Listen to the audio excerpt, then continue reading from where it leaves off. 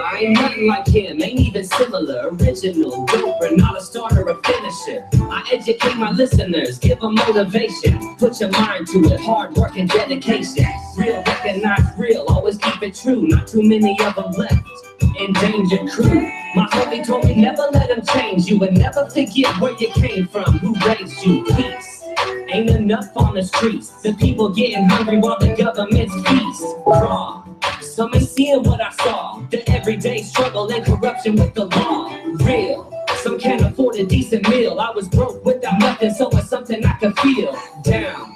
For my crew and my family. Lace up my shoes, microphone, what they handle. It's like only been right and mountains are climbed. I'm trying to pave a better way for my to come down. It's like only been right and mountains are climbed. I'm trying to pave a better way for my to come down. Gotta be what they not, see what they don't. Hear what they can't and speak what they want. Original, the opposite of what they do. Would you rather be them or them rather be you? Gotta be what they not and see what they don't. Hear what they can't and speak what they want. Be original, the opposite of what they do. Would you rather be them or them rather be you? Only been mighty and mountains are climbing. I'm trying to pave a better way for mine to come down. This life has only been mighty and mountains are climbing. I'm trying to pave a better way for mine to come down. You don't get to choose, you get chose. Only a handful spit original flows. Not enough use their brain to be a lyrical pro. Too many think it's an image of cars, rings, and clothes. I hold the mic like samurais hold a sword. Aiming for the top of the charts on a billboard. Unique with my rhythm and style out of the box. Different side of the game, brains unorthodox. Don't let them fool you, ain't as good as they said it be. I'm independent and holding on to my recipe. When they come testing me, I'm forced to defend. Back up my hood with these lyrics from the corners I've been. Trendsetter, I'm a leader, lead them on a trail. Teach them with the words that I use to keep them out of jail.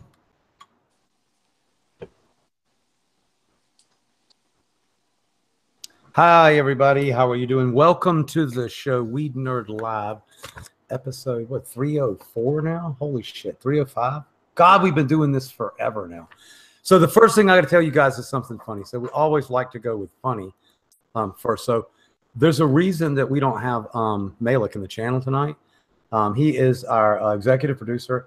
Apparently, he had some situation in his family, and he had to go to work. So when you guys, before you guys pick on Malik and wonder why he's not here, he did not go rogue. He did not leave and go to the other side. He's wearing a fucking hot dog suit.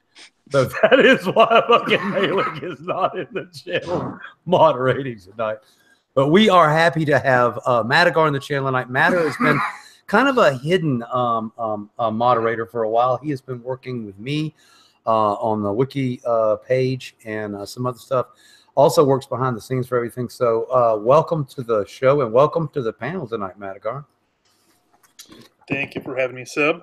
So it's a pleasure, man. Here to help. Awesome, dude. We appreciate it. So he put together a nice little script for us today. It's going to get smoother. We put this together in about a day. We are really excited tonight, though. We have a great idea for a show. We have a women's panel tonight. Girls from the industry in Arizona. Of course, Dizzy's on the channel tonight. We're going to talk about things in the industry, not necessarily pertaining to women, but just the view of everything that's going on. We have Tiffany in tonight, a.k.a. the Dabhunter. She has a really cool thing where she promotes other companies. We're going to be working with her very soon, and we'll tell you all about that, as well as a really cool connection. Gina is here with Bliss Meds, and she was actually at the wedding of Victoria, and hell, all I heard was meds. So if you guys don't know, I ate a lot of medibles in my life. So it's nice to have you as well. Also, you're so welcome. Also on the channel tonight, Crazy Dago. His show kicks in again next week. Well, glad to have you on the panel. Real quick, how you doing tonight, Dago? I'm doing pretty good. You got a copy on the microphone here? Absolutely. You're sounding good. I know you're in the middle of rebuilding your studio. How's that going? It's going pretty good. You know, I'm on the laptop tonight. I wasn't able to get the PC with the big microphone and everything up and running, but it's underway. Big things coming for 2018. I'm really excited.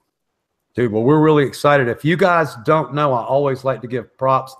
You know, my show has gone on to become something quite popular. There's a lot of shows, but my show wouldn't be here if it wasn't for the Grow Tube Roundtable. Dago invited me in one night, and I thought it was kind of cool.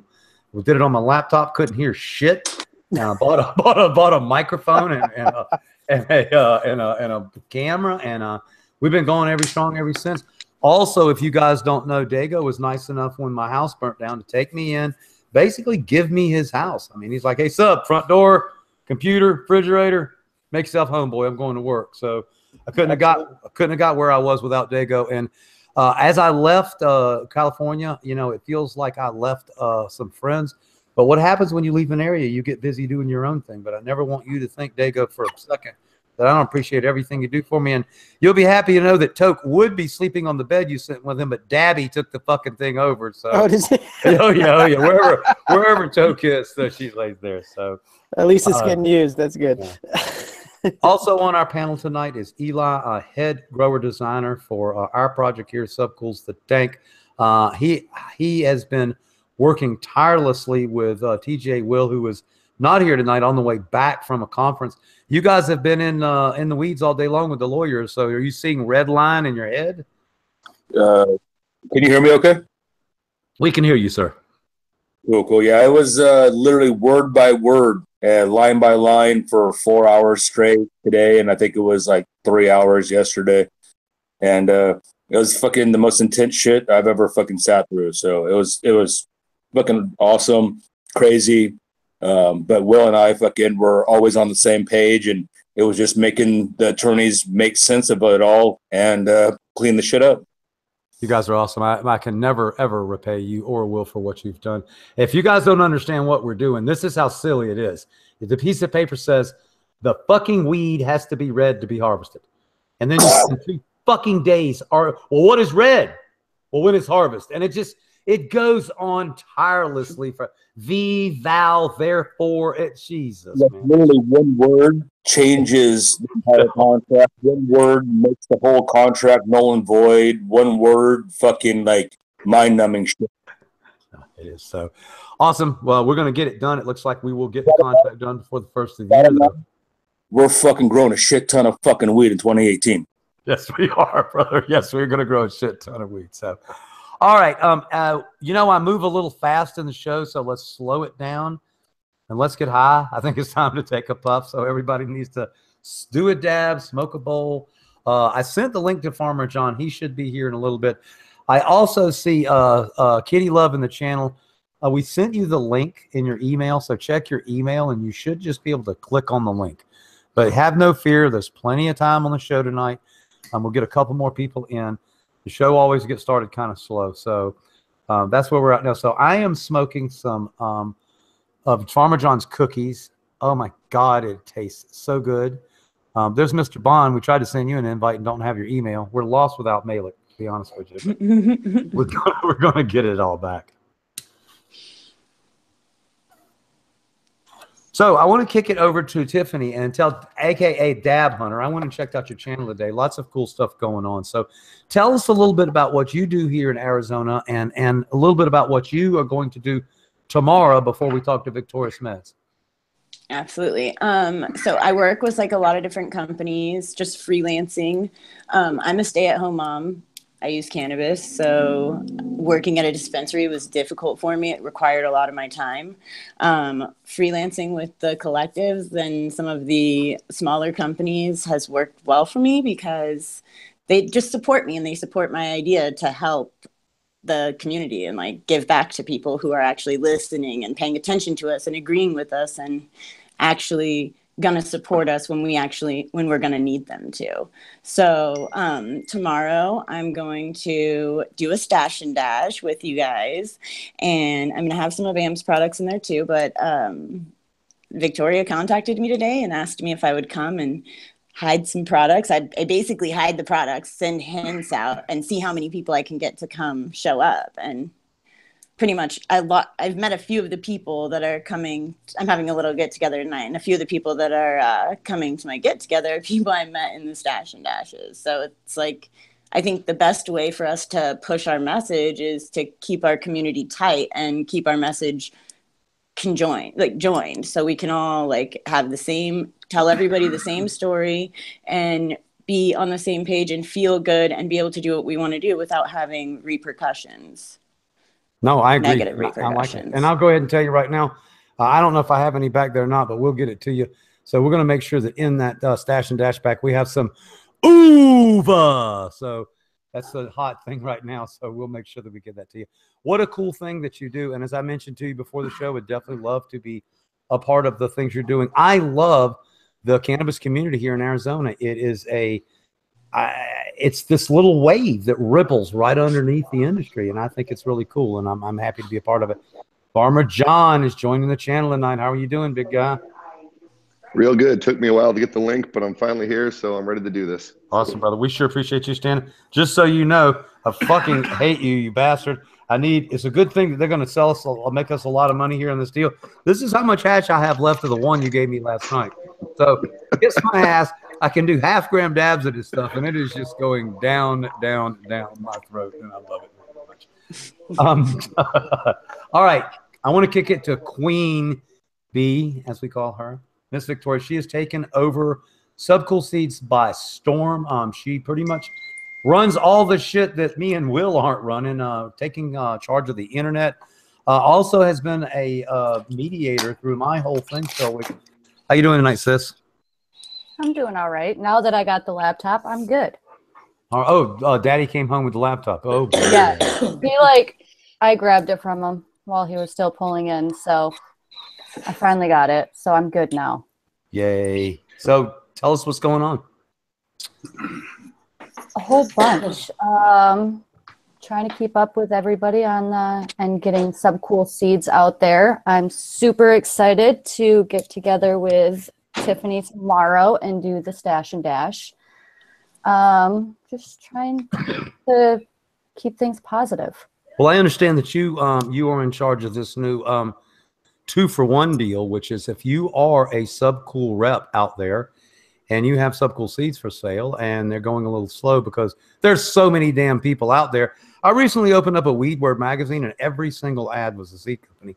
So we've instituted the 2-for-1. So we have about 8 awesome strains that everybody's trying to get their hands on, and one of them being Uva and one of them being Banana Jack OG. So all you got to do is get in contact with one of your local distributors and ask them, and they will be happy to supply you with a free pack of the new gear with a free pack of the old gear. So not everybody has started participating yet, but if you simply let your local distributor know, they'll take care of it. People participating are Grape Grows, of course, VictoriousMedz, James Bean, Attitude will have it, Seedsman will have it, pretty much everybody this year. So we're pretty excited about it. Also new to the test this week is the Banana Jack OG. We had Wheels pack that up. If you guys don't know, it's something that I'm proud of, and I'm probably broaching the ground and being insulting, but you know, I met Wheels about 2 weeks ago. He came to the house. He's a young man. Well, fuck, he's younger than me. He's not a young man, but he was on a deck of a boat. He was working, and he fell 3 stories into the water, and he's now paralyzed. So he's in a wheelchair. So I don't treat people with handicaps differently than myself because I am handicapped. So fuck. We put him in a wheelchair ramp and we put his ass to work. So Wheels counts seeds now. It's kind of funny. He likes to be part of us. And I have to say too, every time I try to pay the guy, he goes, "Oh man, I just like hanging out with you guys." But that's not how we work here. So, well, I wanted to talk a little bit with Farmer John. Farmer John is over there doing a big fucking giant dab. Couple inches. So Tiffany, go ahead and get that thing Tiffany. done. And we'll talk while you get that done. So Tiffany said something before you came to the channel that I have also said. So since you landed here in Arizona, I haven't smoked anything but what you brought. So when you finish doing this ridiculous 2.5 gram dab or whatever the hell, I would like you to tell me, I'm not what you do, because we're not talking about how you make it, but why do you think your sauce is so much tastier than everybody else's we see? Why do you think what you brought down here is different? Because this is different. I mean, I have 5 kinds of hash on my tray, and what I'm smoking from you is very different. Can you elaborate? Yes, sir. I think that the reason that what we're smoking right here is so different from what people are used to is for the same reason that what we're going to bring to the table is going to be so exceptional. It's because the starting material is on point. It was processed right when the material was taken down and properly dried. So we retained all of our terpenes. We retained a nice color on almost everything. And the strains that we're using are just really quality strains with a good THC level. So we're getting some good diamond extraction as well as our terps. Cool. I'm amazed. And I also know that Kitty Love has now joined our channel. What an amazing panel we have tonight. Before we get over to you, Kitty Love is a prospective patient for my grow here. We're going to talk a little bit about how we get that. But I want to kick it to Miss Dizzy Grower. If you guys don't know, Miss Dizzy Grower is pregnant with a little baby. Pedro's been doing the nasty deed there. So, so she says she's already feeling pregnant. So I'm going to let her tell you about it. How you feeling, sweetheart? Been nauseous and tired and starving. Starving. Sometimes crying. all of that shit. That pregnant. Yeah. Feeling pretty pregnant. Yeah. No, that's good stuff. Well, I can tell you one thing. It'll be a very loved baby, because that's just kind of how our community works. So very exciting. Very exciting. Don't know what to say. I'm so excited for you two guys. So. What is it going to be? Do you know if it's a boy or a girl? We don't know yet. We're right at 2 months and not due till August. So what do you want? Well, I want a boy. But yeah, I want a healthy baby. Yeah. Yeah. That's that standard mom and dad answer, man. I love that. I want a healthy baby. I want a boy. Yeah. I love it. I had a boy, and I just knew from the very first day he was going to be a boy. You did? Yeah. I will give you guys a report. I don't show too many pictures of my kids online because they get uncomfortable with it. But my grandson Beauregard has gone from 5 pounds to 6 pounds. And I think he's grown about a ½ inch. So he is well on his way to growing up. He had a slow start at 5 pounds, but he's doing just fine. So, my son was reporting that he did not like his first bath at all. Like, he put him in the water and he just started screaming. He's like, "What the hell did you just do to me?" So kind of funny to think about washing a baby for the first time, but I guess that's all part of it. So also joining us tonight are Kitty Love and Bingle. They are friends of ours from Arizona. They are patients here in Arizona. We're fixing to start talking about the Arizona program and how it works and everything. How are you guys tonight? Can you hear me? We're good. Can you hear us? Absolutely. I can hear you. Good job. Good job, guys. Why don't you tell us a little bit about, if you don't mind, and don't be nervous. Tell us as much as you want or as little as you want. We're just trying to get people to get to know you. We are proud to have you as friends here on the show. And you guys are medical patients. So if you would tell us a little bit about why you use cannabis and some of the challenges involved with procuring medical cannabis here in Arizona. Well, I was kind of raised around it, so I've always been around it. But Mike never smoked until he got sick, until after his cancer. And he had a surgery 8 years ago and removed pancreas cancer. So he started smoking cannabis because the doctors kept telling him it was uncurable and they couldn't help him and stuff like that. So they kind of just ignored most of his complaints. So he turned more and more to the plant, and we learned meeting different people in Arizona. Grow, and you're a survivor. Unbelievable. You are cutting in and out, but I'm going to bridge over some of that for you because it is awesome to have the story here. So if you guys didn't catch that, Mike has been he was diagnosed with pancreatic cancer, and of course, like many patients and many of our friends, he was written off by American modern medicine, and they got him on cannabis, and now he's an 8-year survivor of cannabis. Can you tell us, I mean, I know that we are fixing to get involved, and one of the reasons I'm excited to have you guys is we believe Mike is going to be one of our patients here in the swimming pool project. So we're going to grow lots of high quality cannabis and supply him. Is it a problem keeping up with Mike's needs for cannabis? Yes. Yeah, as a patient, you struggle just by the plant counts that you're limited to out here anyways, as the amounts that you need. But I'd learned very quickly. So, when I became sick, I lost my jobs, I lost everything, became disabled, had to live off that. So I was kind of forced out into the wilderness, but it worked in my advantage because I was able to continue growing. Surviving. When the 25-mile rule came into Arizona, we moved out west, Arizona, really grow. That makes sense. If you don't mind, I'm gonna switch it over to Dabhunter. I know you were, or can you tell us a little bit? Can you explain the 25-foot rule? We talk about it a lot, but can you basically explain the program here, how it works, and why they're talking about the 25-mile rule? Are you talking about 25 miles from the dispensary? Uh-oh, you're not plugged in. You have no sound. Oh, no sound. No sound. Hey, Sub, you want me to? Can you hear me? I hear. Yeah, I hear you. I can hear it just fine. Okay, I don't so think- you talk. Go on. What, the 25-mile rule? Go on. Okay, well, the 25-mile rule is basically, I mean, the Arizona system, the way they set it up is to make sure that there was a dispensary 25 miles from almost 98% of all of Arizona residents. So they really set it up so you could not grow. But I think there is something coming up on the ballot that they did put on to do a 1-mile rule to change it, actually. That might be coming up in the next election. But yeah, so they kind of set it up to make sure that people could not grow. So you have to find people like way out of the area if you want to be a caregiver and grow plants and remain legal. Now this is a red state. So what is the likelihood of that passing? I think it's a good likelihood that it would pass because it's such a minor change in the law. You know, I kind of get actually frustrated with the people that are trying to change the law right now because of the way they wrote like this recreational bill of like, at first it was 99 plants and then they went to like 48 plants.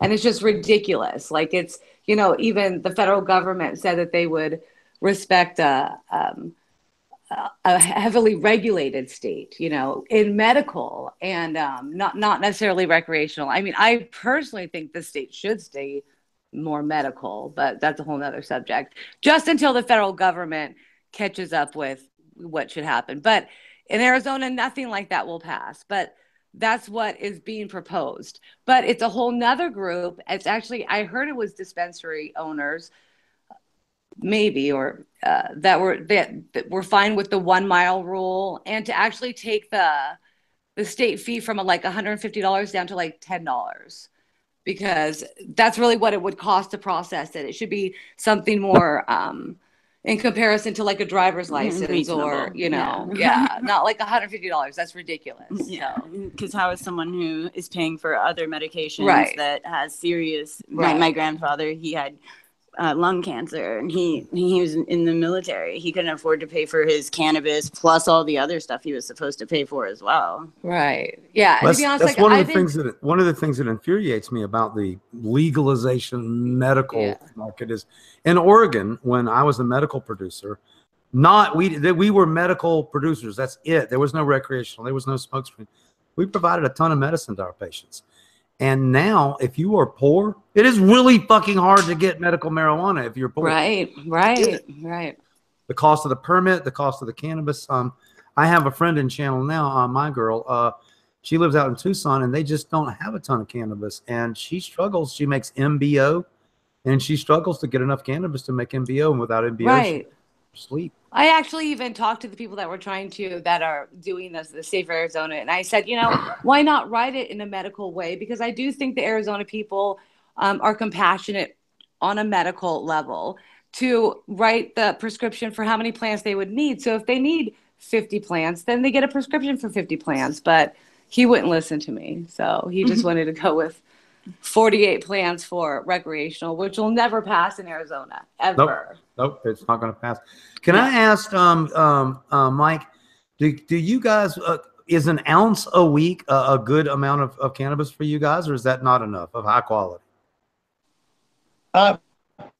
You know, I don't really pay attention. I just grow a couple plants, harvest them. I make my medicine, and I'm just downsizing. I want to not have as much of a workload as I get sicker. I'm not, you know, I'm learning to grow. I'm going to leave it to the professionals to get me a better medicine. Me as a fibro patient, that would probably enough for me. Okay. He takes a lot more. He takes a lot more types of medicines. Right. He makes a ton of different types of things so that depending on what his ailment is that day. What I've learned that's why I'm just, the reason I'm asking, I'm trying to learn is because we ask around a lot, and typically here in Arizona, patients get fucked. I'm not going to mince my words. I mean, people are getting an ounce of harvest and shit. Fuck that. That's ridiculous. We've got to work on that. There needs to be some type of rule as far as what a patient will get. I mean, I always try to work closely with my patients and make sure they have exactly what they need, but not everybody is going to do that. So it seems like there needs to be some type of rule. I know Oregon's rule was simple before they went recreational, and that was you grew for the patients, and it was all theirs. And then you had to work out with your patient how much you got back. So the system worked pretty good there. But I just know I've heard, and you guys can correct me, I've heard generally patients in Arizona get a really bad draw. Is that correct, or is that bad info? Yeah. I hate to hear that. Well, you know, one of the things I hope, and I'm not a god or anything, but people do listen to me, and people do, they tend to follow me a little bit. So if we do things here properly, if we come into the market and we provide medicine to people, the proper amounts of medicine to our patients, and we don't jack up the high quality of medicine, I think we can possibly make a difference. Can you guys talk about, and this is for me, what is the ruling on giving people medicine? Like, can you just give someone medicine here in Arizona that has a card? Hey, Sub, can I answer that? Yeah, go ahead, Eli. So actually the actual intent of the law is you can only give your meds that you grow for as a caregiver or as a patient to another patient. No exchange, and the way they quote it in Prop 203 is for anything of value. A fucking, you know, a piece of lint in your pocket could have value. So really you can only give medicine away. You cannot sell it. That's where everyone thinks patient to patient exists. I'm going to keep quiet on that one just because of what we got going on. But just because, you know, you know what it's about in this world, and the dispensaries are here to play, and they ain't fucking around. And I know I'm high, so I'm rambling, so I'm gonna shut up now.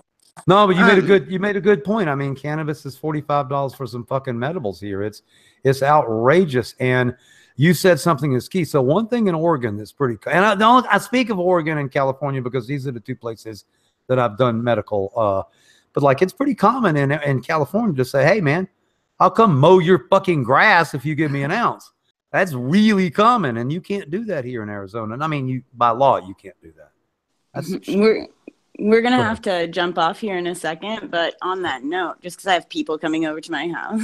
That's fine. But on that note, like, if people have any, basically, I had to look up the laws and talk to a lawyer before I started doing the stash and dashes just to protect myself, protect the people that I was working for. Because, like, I work for a few different companies, like Network Medical Delivery Company. They give me products and bam, and to protect them, I have to make sure I card the patients, and I have to make sure that they have basically I have no expectations in return for the product, and I don't accept anything in return for the product.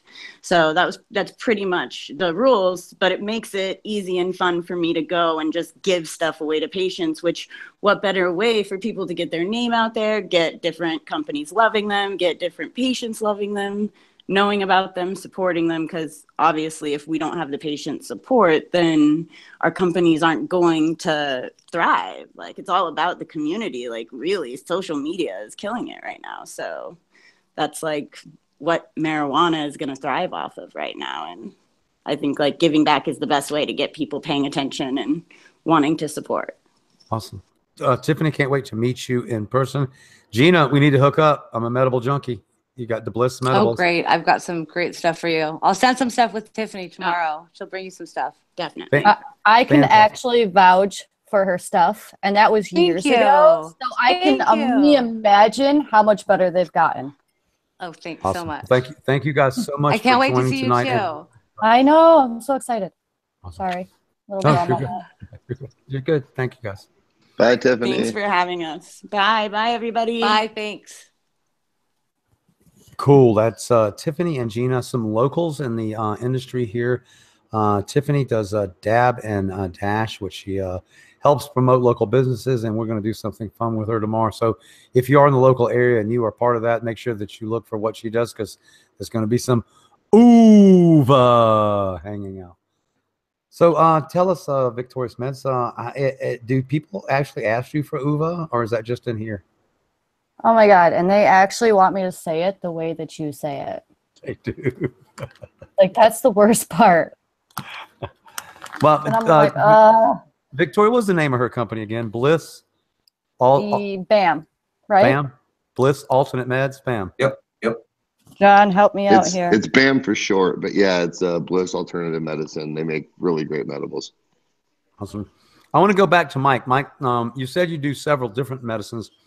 I know with having cancer like you do, I can't imagine the pain level you're at. So do you mainly eat cannabis, the distillates, smoke? What's your choice, buddy? I eat RSO, fecal oil, whatever you want to call it, on a daily basis, just to get a high amount of THC to fight cancer off, which things, my doctors are seeing platelet counts come up, different things that they're down to buy. You got into CBD. I'm stunned by this stuff, so I am just, at my level, I can only do so much. I grew a little bit, but I basically buy isolates and everything else to make pills and this and that, suppositories, any which way I can do it. I got you. I understand.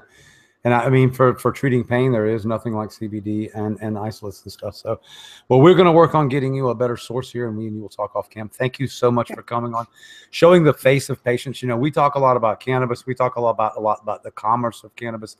But don't you think for one goddamn minute that I forgot there are people out there whose lives literally depend on cannabis. And to give you an idea of what we're talking about, a friend of mine, my girl, yesterday, she spoiled some MBO. Some of this stuff I don't understand. Regardless, she didn't have any meds. So I had her come out and pick up 12 grams of Bond's hash, because to be in pain and to not be able to sleep is the worst thing in the world. So anytime we can pitch in and help, we're going to do so. So thank you very much. Thank you. We appreciate you. Yeah, and I just want to say, you guys, man, as medical patients, I sat back here and kind of to myself and all by myself, and it was so illegal, and my kids and everything. You guys brought it out to the front to teach us to, I want to thank Farmer John for, I'm after THC, he's bringing the best stuff to this area that we haven't had. So I just want to thank you guys, man, for doing what you guys do. For the patient. Thank you, brother. Thank you. Means the world to me.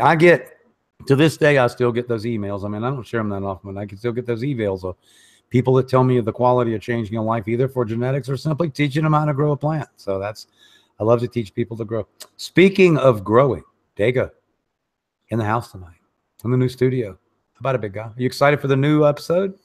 I am really excited. Although it's you had mentioned next week earlier on in the show. It's actually January 19th is the next that's the next Grow Tube. Okay, so, January 19th. Yeah. Get sounds good. So are you nervous about the new studio? No, I'm actually really excited. I just been making here I can give you guys a quick little walkthrough here. Let me switch over. But just took some time and put a bunch of insulation up. So I got a bunch of soundproofing in here. We're going to get some new lighting, LED lighting and everything in. And we got our new command center here. We got the video editing station along with our Pro Tools setup and all of our rack gear over here. So we're just trying to step up the stream game a little bit. People who follow me on Instagram know I'm really into music as well, and I work in the audio industry. So trying to bring a little more music to the YouTube channel as well. And the reason I'm doing all this work to get it set up is is so that eventually we'll be able to do like actually we can bring music in. So like hypothetically, if Mendo Dope or anybody wanted to come in, any guest wants to come on the show that has some musical talent, we can plug in and we can do a full live band stress session right here from inside the studio. So we'll have full 32 channel inputs, outputs on the live stream setup, multiple cameras. So we're just trying to do what we can here to put some money back into the live stream and switch it up, keep it new and fresh. You know what I mean? I love it very much, my friend. Very excited for you. And I can tell you that I know that sound deadening was needed. As good as your show sounds, that garage was definitely. Oh, it's a giant echo chamber. It sounded like a bathroom in here. It sounded like a garage, right? So we got to make it more like a studio. So, dude, I like it. Very, very cool.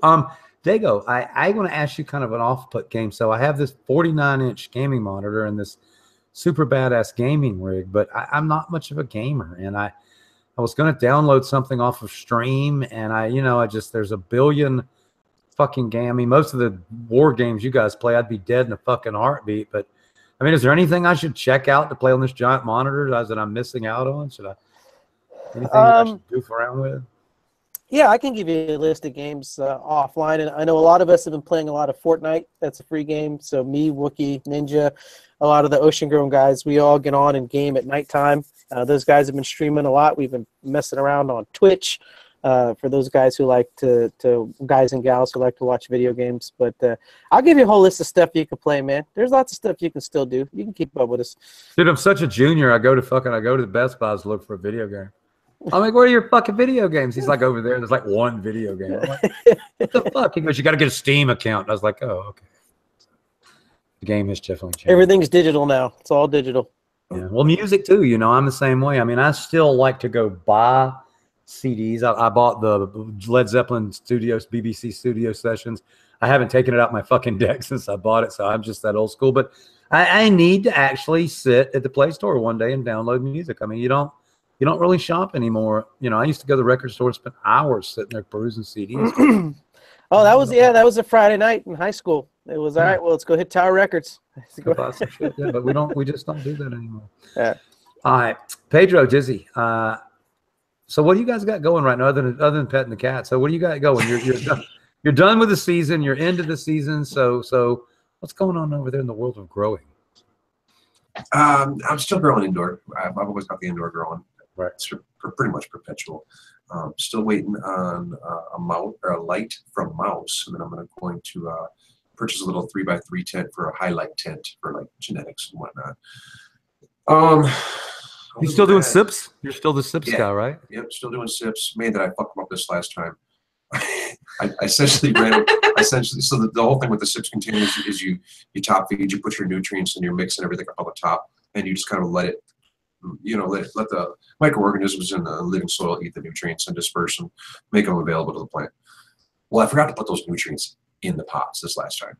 So I've been watching my plants just get gradually a little lighter green, lighter yellow, and I'm like, well, dude, it's like day 40. Why the fuck are they fading so fast? Hold on a second, Pedro. Okay, I watched your video about making sips containers. Okay? I did too the other day. Finally, it was like a 2-hour-long process. So when that 2-hour process was like a 10-minute process, nothing clicked off in your head. I think I forgot to mix something. I just thought he was getting really good. I didn't know. I wasn't sure. I just trusted him. So I went back and I literally watched the video again, and I was like, oh shit. I watched my own video to educate myself again. So we're back on track. Yeah, they have all their nutrients. Now they won't die early, so that's good. They look a lot better now, so we're rolling. It's funny how you can get into kind of your own little rhythm and think that you have your shit together, and you just like forget one little piece, and then you realize how crucial that one little piece is. You're like, oh yeah. I forgot insect frass and Super Soul just because we hadn't used it so many times. So it's not some big deal, but I just. Well, this was a big deal. Yeah, no, I get it. He's been pulling his hair out for a while, going, "What is going on? Why does it? Why?" I've just been distracted. Yeah, a little distracted lately. I want to kick it over now to VictoriousMedz, who you guys don't know this. I mean, y'all know she's my little sister, yada yada, and she's TJ Will's wife. We got that part. She's the online presence of TJ. She's like the Crockett rep. Did you guys know she's like badass? She runs an entire operation. You oversee everything, right? And did I get that right? You're the boss? Yes. Yeah. Yes, I'm the boss.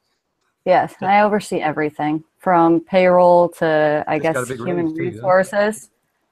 Not yet. Don't jinx me. But it's in the works. But yeah, I pretty much run the entire show. Very impressive. You whipping them into shape over there. I am. Good. And I actually went live for the first time yesterday and surprised like everybody on my Instagram and showed off the facility a little bit. So it was pretty exciting. Very cool. Very cool. How many people did you have when you went live? I'm always asking people that nowadays. I had 30 at the top. Damn, girl, you go with your 30 self. I beat Chicken, and I had to rub it in his face. Chicken. We had 5 phones the other day streaming, just I know. because we were being stupid. 5 phones. Farmer John, how are you liking Arizona? I'm absolutely loving it here. It's funny because I think it's hot as shit, and everyone's running around wearing like parkas and shit. But Same. They're talking about wintertime. Fuck, it's awesome today. They're like, you're gonna need air conditioning in your by March, and I'm like, bitch, you're wearing a jacket. I need air conditioning when I get back to my car, like right now. But like, no, I fucking love it here. Everything about it has just been spectacular from the day I landed to the fucking moment you just asked me. You know. Yeah, you guys love it now until it's 122 degrees come like March. Hey, John has a fucking chilled trailer. John has a trailer on wheels. The fucking thing's got wheels. So if I get cold, I'm going to John's 4 trailer. degrees all the time in Arizona. All the time, baby. Can't believe it. We bought the man a trailer. That's super hot, man. It's gonna. You gotta let me know how it gets out there in the summer. It's actually not that bad. I've been here for this is my 5th summer, and it's really not as bad as it sounds. Here's the scoop. I cannot tell the difference between what Victoria just said, which she's full of shit, and the people that leave here in the summertime. But this is what I will tell you. I have really good friends that do live here now. And they said to me really simply, yeah. You lived in Florida? Yeah. You'll be okay. It's just like, basically, it's like fucking 104 degree, 100% humidity, mosquitoes, hurricanes. You'll be okay. I was like, really? Yes. Yeah, they're okay. So I guess it sucks about as much as Florida in the summertime. So that's good. I live in Guam, you know, we're 100 degrees, 100% humidity every day, you know, so like. Me and John talked about it, dudes. I'm telling you right now where John lives, it's fucking 38 where he lived, 38, and it's raining sideways, and fuck you. I hate it. I hate it. I hate it. I hate it. Eli, you were going to say something about temperatures? I love this state. I fucking ride or die for this fucking state. It sucks dick here in the summer. It's just fucking dick without humidity. So it'll be good. All right. It'll be good. There's lots to do here. And back to John. My God, could they be bigger gyms here? Like everywhere I go, there's a massive. I was at a mall today with an LA Fitness. It was fucking massive. I love it. It's like every fucking corner there's a LA Fitness. And John, this place was you. I went to get a massage, so this place was like gym, massage, nutrition, butt waxing, and some kind of fucking smart lab or some shit. I was like, this is like get your health place on or some shit. Get a membership. That's it. That's it. So, and a lot of that's because they're in the summertime. People do have to hide here. So, Victoria's. So, what is So, tell us about a little bit about the products that you guys produce in your facility. We are actually rolling out. We got a lab now. We got new extraction people, so we are rolling out wax and crumble and pens, distillate pens, and then a shit ton of flour. And you have Subcool seeds growing over there. Lots of new stuff too, don't you? I do. I'm running all of the promo testers just to do a fast-paced testing to see what they are all about. Well, they look good, and I'll tell you, I realized the other day because we're so close. I've been dying to grow here, and I am growing here.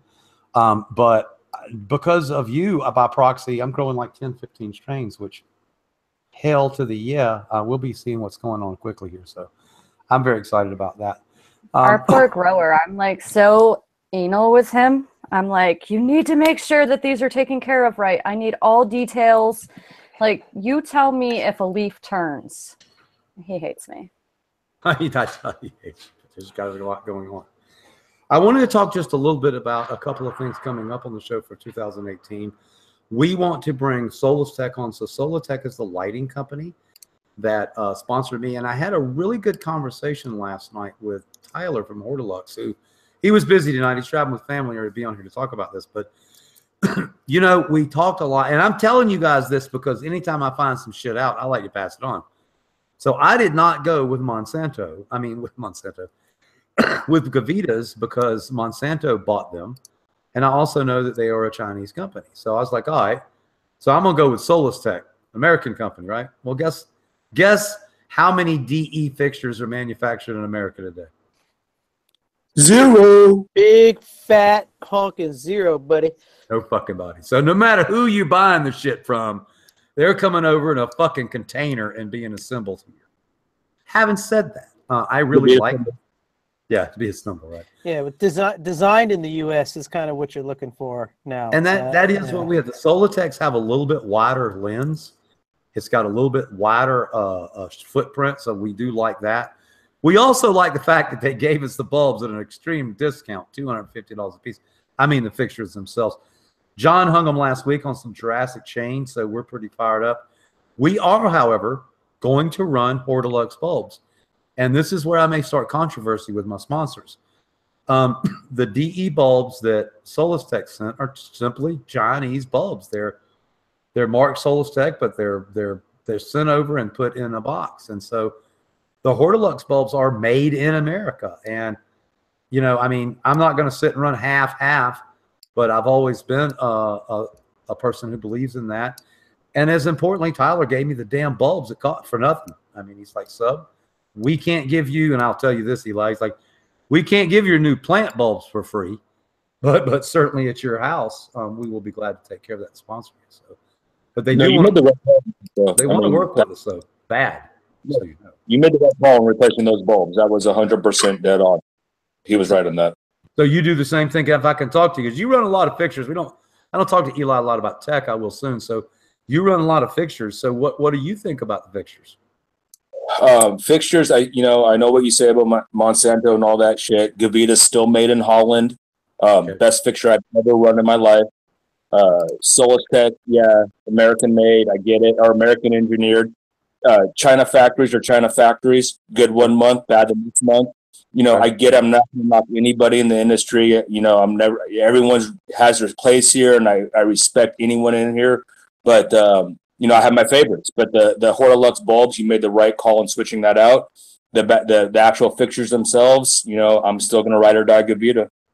I like that, and I appreciate that. And it really does go down to two. I mentioned it before. I don't want to get into it too much, but it's been a tough 3 months since the fucking house burnt down. So I was definitely shopping, and Gavita there was no love given to Gavita. They're like, yeah, well, this is what they cost. I was like, well, fuck, that's a lot. So no knock on those guys. The Solus-Tech guys definitely hooked us up. They gave us the controller for free. They gave us 10 gallons of terp nutrients for free, and then they gave us the fixtures $250 a pop. With big shout out to them. Sure, they're an awesome company. Fucking, I've served them for a long time. I love them, but you know we all have our favorites. But big shout out to Solus-Tech for sure. And I tell you guys straight up, if Hortilux made a fucking DE fixture, it would not be a question. I would be buying it, but that is kind of what it is. So the next thing we did was we finished the AC this week. So we put all brand new heating and air ducts. We didn't replace the system itself. I'm stuck on whether to replace the entire package unit from a 2 to a 5 or just put a 3-ton split system. And I'm going to tell you why. If I just replace the 2-ton with a 5-ton package unit, anytime that fucker comes on, it's 5 tons. It's 31 amps, no matter what. If I put a 3-ton split system in the back, it'll only come on when it's super hot. So in essence, I would have a 2-stage unit. So I've got to make some decisions there. Having said that, we know that unit's not going to take care of that room in the summertime because it is hot back there. Mattager, I want to kick it to you. So far, how do you like this new gig that you've taken on? It's running smooth. I mean, it's not too bad since I've launched some of the shows with Malik doing it, and it's really interesting to me since I'm in a red state, so none of this applies to me. That's I find that interesting. Yeah, no, it would have to be. I mean, just that one thing you just said. I mean, this, especially when we're talking about what me and we talked about this all week. John was there. I mean, they gave us $50,000 this week to go buy weed. Now, I will take care of you guys so you know. Eli was there. Eli checked it in to the dispensary we were at. We're not in a state where we could just go driving around like Cheech and Chong and buy 50 pounds. We shop for it. We figure out what we want, and then we'll place the order. One dispensary will deliver to other. Do I got that right, Eli? Yeah, and I'm going to really clarify for everybody who are watching. Everything we did that was documented was completely above board. 100%. John it was a little bit for show, yeah, but that was, it's insanely regulated here. Yeah. And can I ask you, we could have done, but maybe not. I wanted to ask this. So can a dispensary charge another dispensary, or cash really just have to move, right? Checks are fine. There's a lot of different ways that they're doing it, but it all has to be completely legal, and there's no shenanigans in that regard. So no, what we did was a lot for publicity, but it was awesome and it was fun, and that's what it's about, is being able to go actually buy the best in the entire fucking market, not have any restrictions, and literally only buy the best to produce the best. So that's what it takes. Yep. And to elaborate, not only can I not touch the weed, like on paper, I can't touch the weed ever. I mean, I can look at it. I can say, I like that weed, and that weed can magically appear. But in no time does Subcool driving around in Arizona with any weed or a piece of paper that says I have a bunch of weed. It's just not how the system works here. Makes it a little confusing sometimes, but it's okay. That goes from a producer to a processor and then to a distributor. So everything, it's a little bit like the alcohol in some aspects. It's very similar. So interesting to say the least. So next week when we are ready, we will make the call and a bunch of stuff will get delivered. And we have a couple more things to figure out. But what I can tell you is I cannot wait to taste a sauce made from some of the flowers we saw this weekend. I mean, John was salivating. The cool thing is the terms that we have to get involved with are going to be special. We're going to have some fun, and the boutique runs are going to be really elite. So it's going to be, I think there'll be a lot of hype around it. People are going to want to run and get that real quick. Eli, what were you saying, buddy? Sorry, I didn't mean to interrupt, John. The cool thing about it being as legal as it is we get to document the whole thing. I mean, we can show the check being dropped off to the company, it being transported back, the trip log involved. It's really cool to be able to show that side of things and how the actual legal system works and how guys like us can make a dollar in the middle. I got to be honest with you, though, Eli. When we went in that building, High Grade, I mean, I was very impressed, beyond impressed. But when I got impressed is when you guys took me into the wing that they haven't grown yet, and you can see how fucking big the room is. And they're like, oh, yeah, we're going to expand into this area. You guys want some of it? You could have played hockey in the motherfucker 3 times. I mean, it's massive in size. And I never thought we'd have been standing in a building legally talking about filling it up with weed. Never in a million years. When Will picked me up and he's like, drive in the building. I'm like, what? He's like, no, drive in the building. And there was like 40 cars in the fucking building. It was insane. Yeah, we drove in. We had Kyle drive his Jaguar in to the building. And I got to tell you guys, if you think Kyle, now he's sick, he ended up with the flu from his wife. Hopefully he doesn't give it to me, but he is beyond excited. I mean, he is like, Sub, you have got something going on down here in Arizona. I said, well, I told you we did. So beyond excited. So Eli, what is our next step? Now, not talking about the legal crap, because we've had that. So what's next week? I mean, what starts on Tuesday? So Tuesday, basically, Farmer and I are getting in that trailer and cleaning it up, getting it ready for they had the gear dropped off to start working. Once everything's signed and dotted, class and team, we get to go buy the first product. So probably next week's just going to be outfitting the trailer. We'll be documenting the shit out of that online and getting it ready for his processing. Well, I think it's very cool. What do you think of those guys think over there? Are they curious? Are they welcoming? Are they? I don't think it's really set into anybody yet. We're all still kind of in awe of this whole shit. So it's gonna be crazy, man. Beyond excited. You know the love you get at the store and at the grow. It was insane having you guys there, and everyone. It's still it's never been done before, so we'll see what's up. No, very cool. And those guys were super happy. I thought one of the coolest things is as we walked in the warehouse, one of the guys knows Kyle. I turn around, he's like, "Yeah, what's up?" They're hashing it up like they've known each other for like 20 years. So, as it turns out, without getting too deep, Kyle kind of got offered some of this stuff back in the day, and it didn't follow through. And I can tell you, maybe part of it is how much work this has taken. Shout out to Eli. So I started. So these guys have spent so many hours talking to these guys. I find it funny that last night the lawyer was like, "Would you fucking lawyers hurry up and get this shit signed because I need to grow some damn weed." I was like, "This is ridiculous." So, anyway, very, very much fun. Victoria, I want to kick it back to you. So tell us, how was Victoria? How was the Misfits Christmas? We kind of really branched over that. I mean, are you kidding me? Was that the most fun you've ever had? It was nice. I liked it. It was a good thing because all of us are it was our first Christmas of changes. So it was nice to hang out and not really think about all the fucked up shit that's kind of gone on the last year. So No, I liked it. I can't wait. Scarlett's kids and your kids were just like completely hit it off. They played the whole day without stopping, which, I mean, I hate to be the old grandpa, but really Christmas is what the gift I got this year was having kids in my house for 8 hours playing, laughing. And Hope had a blast. I think everybody had a good time, and that meant a world to me to be able to bring that. Last year my Christmas did not have no kids' laughter, so thank you guys for bringing that. And if you guys don't know, holy shit, can Victoria cook? Like anything she cooks is really good. When I first met Will, he goes, "Well, my wife can cook pretty good." And I'm thinking, yeah, it's your wife. You have to say she can cook good. And then she cooked something, and I was like, holy shit. So yeah, baked ham is gone. There was none left after that. So.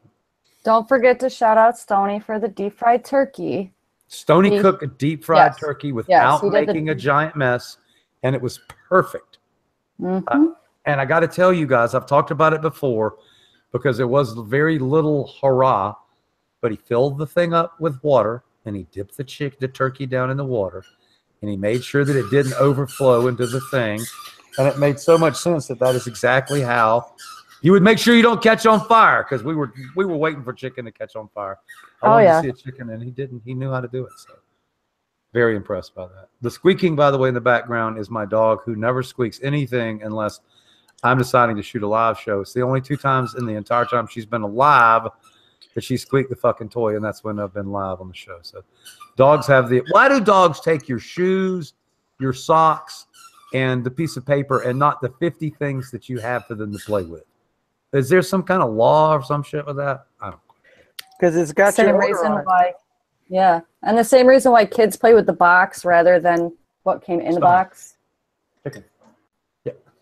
No, it's my dog is a professional at stealing wrappers and stuff like that. But she's a really good dog. The thing we're working on, man, you cannot make a mistake with a puppy. So the first day or two that I took her outside, we have like a little patio, and it was cold. I mean, it was like cold, so my ass only went out there a little ways. Well, guess what? She thinks that's where you shit now. It's just a little ways from the house. So now we're rectifying the situation by going and standing in the middle of the yard, where she runs right back to where we started on day one. So a little lesson: if you get a puppy, make sure you take her to the proper place to shit the first few times, because they really got a good memory. They're like, "No, you said right here on the patio was perfect." So I told a story one time on one of my shows that I taught my puppy, my last puppy, her go command was pooper duper. Because when she was like a really small little puppy, it was cute. It was funny, right? Well, fucking 8 years into this, go pooper duper, go pooper. It was so careful what your mistake again. Careful what your command words are. Yeah, now my new dog's command, her hurry up command is hurry up. Well, I'm gonna get myself in a lot of trouble, but I've done worse. So I had a Labrador back in the house one time in the country, and nobody saw him except for me. And I called him the little end dog all the time until we moved into town, and I had to watch what I call my damn dog. And it was a personal thing in between me and him. So yeah, whatever you name your dog, you got to be careful. Oh my God. I got to tell you the best story ever. So a friend of mine had a dog, a little dog named Killer. And the dog was really bizarre. The dog could like eat one pile of food and shit like 1,000 shits. It's just one of those dogs.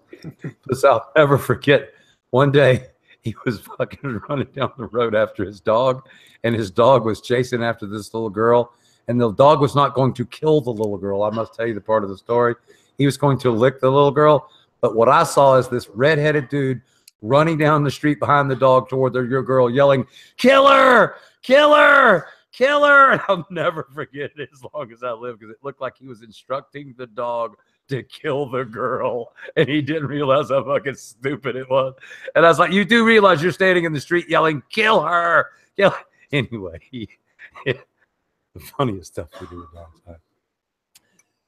It's time for me to eat some more Reclaim. It seems to be a big hit around here. I don't know why. It's not that big a deal. Dude, I'm fucking loving that. Every time last night when you did it, it was this big ass dab, and you played with it for a while. And I'm thinking to myself, how the hell is he even playing with this thing in his mouth? It would be a mess, dude. And I would be gagging. I'd be, and then it'd be in the top of my throat, and it'd be stuck. It's not even. I put it in a pill. Thank you. In a pill. My pill's not sticky. It's not a big deal. Weirdo. It's hard to get it in the pill, so just leave it in there. It's hard to get it down your throat like that. It's not. Do you want a big glob chicken? No. Fuck you. Don't burn the tail feathers. Fucking see chicken fall out. Choking on a fucking glob of Reclaim. Hey, I like it. It's an easy way for me to keep my pipe clean. And John's stuff, the sauce does run right through. Oh my God. This business. I think people have a misconception on your Reclaim, like thinking that it's a Reclaim. It's really just melted hash is really all. Yeah, it really is. That's very true. That's very, very true. Good point. Is it activated? That's the only questions I have. It's actually, yeah, it's even more activated after you hit it with that lighter. So well, then I'm good to go. So I'm telling you, if you guys have not done a half gram, we're live on the show. Oh God, John, we haven't talked about it yet. If you got to go see the video, so we're sitting at the kitchen and we're talking about his product, and Kyle is standing there, and I say, John, dig Kyle out a chunk, and fuck, it was as big as my pinky. I swear to God, it's as big as my pinky. And so Kyle's like, well, can I smoke that much? And I'm like, well, I can. Not that I could, but I was like, yeah, man. So he dabs Kyle out. Well, the first thing you got to go see is on the Kyle doing this funky chicken thing. Fucking terp dance. Fucking terp dance. I don't know what the fuck it was. I like the funky chicken. That was pretty good. So, but then for 20 minutes, he's going, he was dabbed out. You fucking dabbed out Kyle so hard. So then he started telling us about how this shouldn't be allowed because it's too dangerous, too strong for kids. So then we go to this Bella de Cupa, this Italian restaurant that we like to go to. He is so fucking high. He is laughing. His hair's all disheveled and shit. I took a picture of him. It's too goofy to put in. He'd kick my ass. So he can't order. This place has got like pictures of Italian food all over it. And he can't focus. He's just like, I'm like, what do you want? He is wasted. So finally I order for us and he goes, thank you, Subcool. Just like that. So he was high and dude, he couldn't talk. I'm not kidding, John. And so he says, and this is for you, John. We don't get many prizes at our age. This is what Kyle Cushman said to me. He said, I've never been this high in my motherfucking life. There you go, brother. I didn't know this shit, dude. Yeah, I've never been so high in my life. I was like, well, John will like that. Yeah. Yeah, the sauce is some good. That's some new tech. New old tech, right? I know it was kind of just stumbled upon, but it's it makes some insanely good crystallized product, man. Well, and Yeah. here's the other thing too, and I've talked about this a minute during the week, but I will let me show you. So if I try to smoke a big old piece of hash, I'll choke. And John says it's because of the lipids and that stuff. So this is, I don't know, that's a good half gram. Oh, it fell off of my hand. Okay. Well, fuck it. I can just hold it in my goddamn hand. Okay. That's a good size piece there. I'm saying. Diamonds weigh a lot too. This thing's heavy. Yeah, this thing's heavy as shit. So, oh, that's ridiculous. Okay, I'm gonna show you guys. To the moon, Alice. To the moon, Alice. Here you go.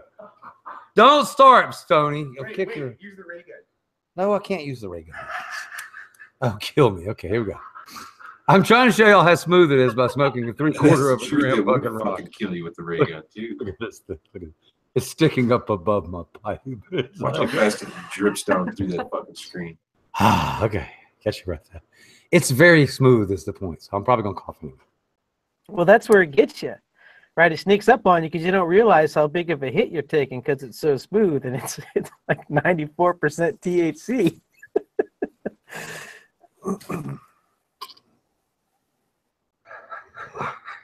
Kyle's a pussy. I got it. Holy shit.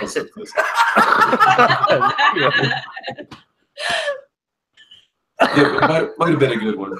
I do that to myself every once in a while. So I'm like, hey, watch this. Here's the thing. Other than not being able to breathe, it makes your ears ring like my ears are going. Wah, it's constantly. It's, dude, off the chart. Never seen anything like it in my life. And the thing that really, I have to be careful talking about it. I think I've got it down to science. So John has a way of making this shit, okay? And he makes it this way. And then things happen. I have to be careful about how I say it. So one night when he was making it, his daughter Lily needed his help. And so instead of finishing the process, he had to do something with it. He had to store it somewhere, somehow. We won't talk about how. So that it wouldn't fucking explode. So when he came back and he removed it from the place where he had stored it temporarily, white THCA crystals had formed around the top of the vessel, and pure terp sauce had formed in the bottom. And when he gets done doing this hit, I want him to tell me not more about that, because I think I told enough of his tech, but what does it normally look like? I mean, what do you normally see? You don't see the white stuff. You just see like a big thing of applesauce. Normally, by the time we had recovered our butane and stuff, you would just see kind of like a golden syrup, basically, or like a honey textured gold.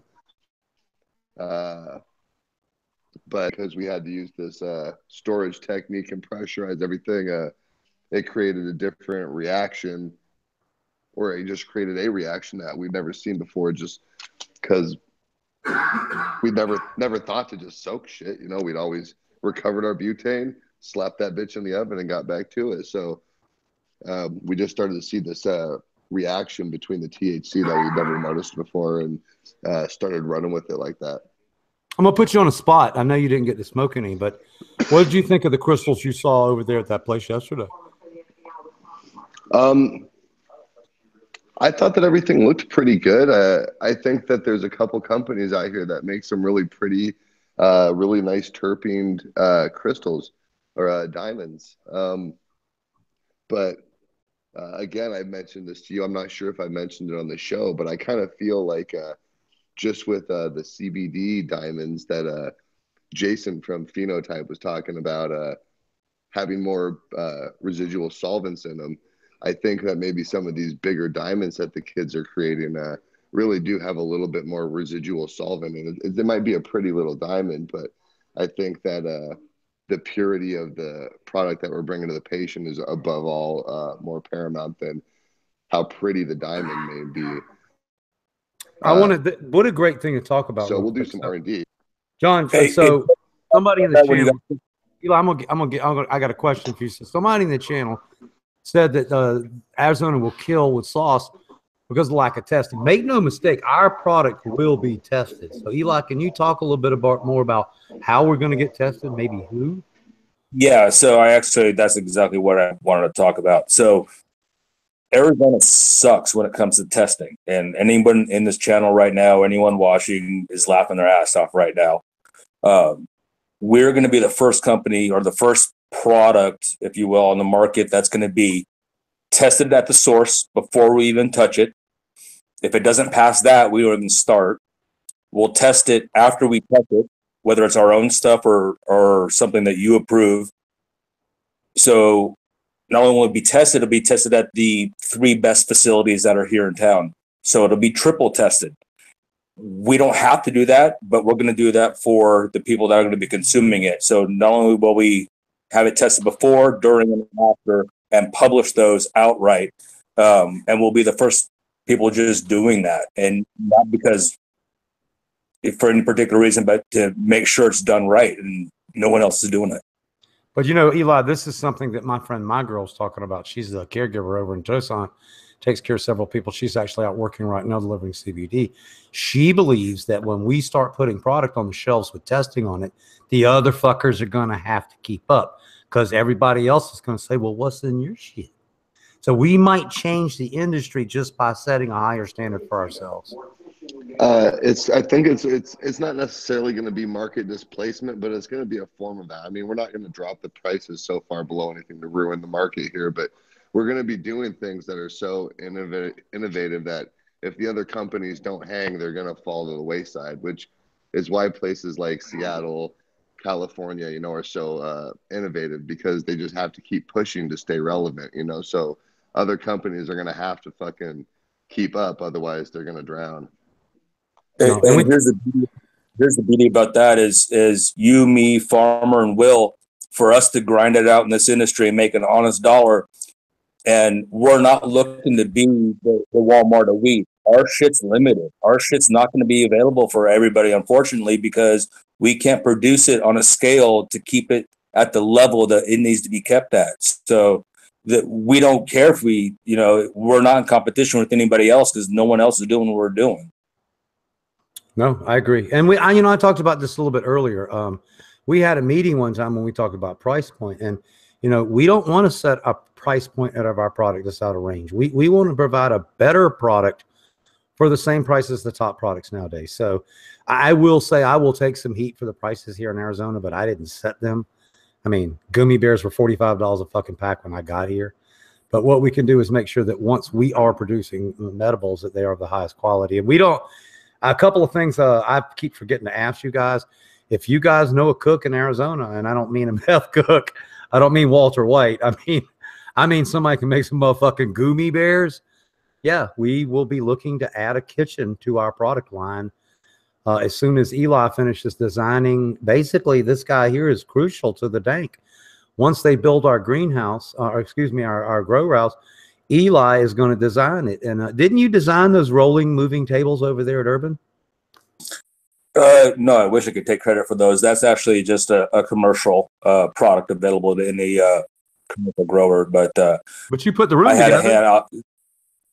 Yeah, and this is just me being me, but there's so many more people that come into that facility than me, and I got to give credit to everyone else there. But I played a small part in what you saw with the great team over there. So I'm really proud to be part of them and be able to have them be our distributor and distribute our product to them.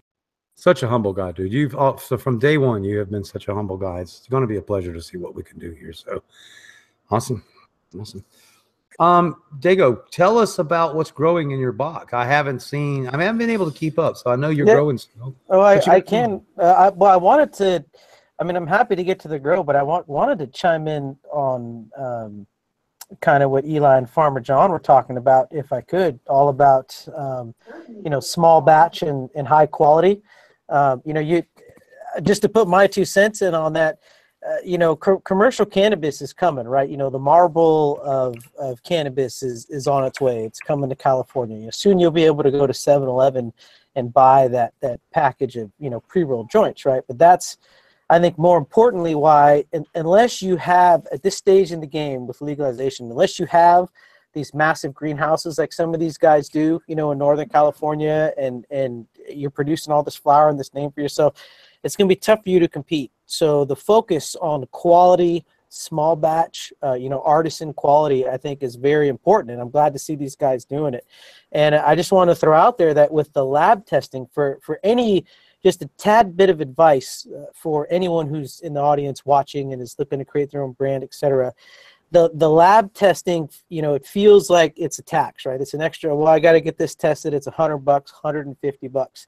It's really an insurance policy for not only for you, but also for the dispensary that you're trying to move your product to. If you walk into a dispensary and you can say, here, this is lab tested, it's clean, they got no problems buying that from you because they know it's already been tested. It's one less step we have to do, and it's clean meds. It comes from a reputable lab, etc. Versus the guy who's coming off the street saying, oh, you want this 4 pounds? It's really good. Just trust me, bro. Just trust me. It's good.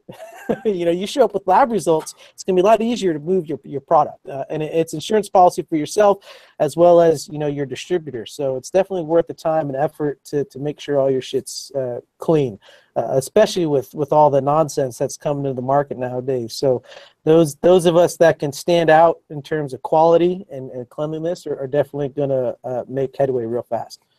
Awesome. So this is where, and I'm going to do a little bit of teaching with you guys, if you don't mind. So Mattager, this is normally where we bring on our second guest. We didn't do a break tonight because, you know, you're not in one. We'll practice that during the week. So this is where normally we would have a second guest. We'd have them warmed up. Maybe Gene Carlos Magars. I know next week Ryan with High Grade wanted to come on. It's just New Year's Eve, and everybody's doing something. So that's that. Having said that, we try to stay on script here a little bit. So one of the things I was going to ask, and I have not communicated with the chat tonight very much because I've been focused a little bit on the show. So I wanted to ask, what's everybody smoking in the channel tonight? Is something we usually do. I'm fixing to smoke another giant bowl of fucking John's cookie sauce. It literally smells like cookie dough in a jar. But what's everybody smoking tonight? Dago, what you got over there in your pipe? I had a big joint of some Ringo's Gift. I may roll up another one here too, some high CBD, and then I've been smoking on some of Wookie's Purple Portal. This has been like my new favorite strain right now. So been smoking some of this. Thank you, Wookie, for growing that out. And I got a cut of this in the garden that's on deck next. And yeah, Ringo's Gift and Purple Portal over here, Sub. Very nice. I see in the channel we have everything from Green Crack to Hercule to Sunset. Sherbet to Gorilla, lots of Gorilla Glue, lots of Candyland, Orange Cookies, some Jazz Queen, Chernobyl. Boy, you can tell there are a lot of weed nerds in here. Lots of people smoking, lots of TGA, some Rosetta Stone from Brothers Grimm, Mickey Kush from Old Guys, Jungle Kush, Trainwreck. Wow, lots of good stuff in here. John, what is you smoking over there? I know what you're smoking. What kind? I'm actually smoking on Lemon OG Shatter right now. Same stuff we made the sauce out of. Let's see, I didn't mean to turn my camera off. I meant to flip it around. There we go. God, what's going on? I'm really not the fucking most resin on your fingers, bitch. That's what it is. Something. Mattager, right, here, are you smoking it? There, that's what we're smoking on. Well, that looks good. It's a lot. Where do you get these giant slabs of shatter always? God. He makes them. That's yeah, fucking damn, dude. Always. Mattager. We're running low, though. I'll tell you, we're running low. No, man. The only thing I've got is my little aromatherapy over here. Not tonight.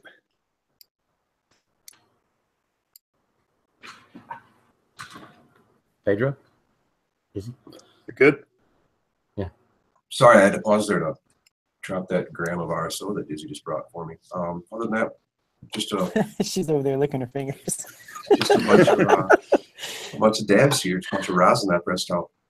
And that's what's kind of funny with me. So just so that it's said, the only thing that I can think about is why you guys would. How do I want to put this? I smoke rosin because I know there's nothing in it. Okay.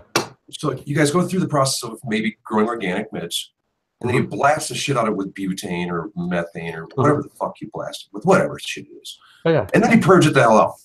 Right. Is the only reason you do this is because you get a better yield than I do with rosin? Because I don't have to clean mine. Here, let me answer a question from my perspective, okay? It's cleaner. It's fucking telling you, it's cleaner than Bond's hash. It's cleaner than the shatter. It's clean because it doesn't make me cough. And John says, and what a segue. That's literally what's next on the fucking paper. But John tells me, like, I smoked some shatter the other day and I coughed like a bitch. And when I smoke Bond's hash, because of the lipids and the fats and everything, I cough.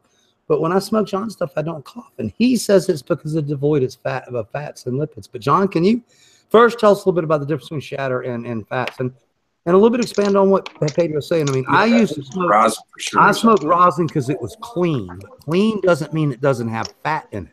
Agreed. So if you could expand, John.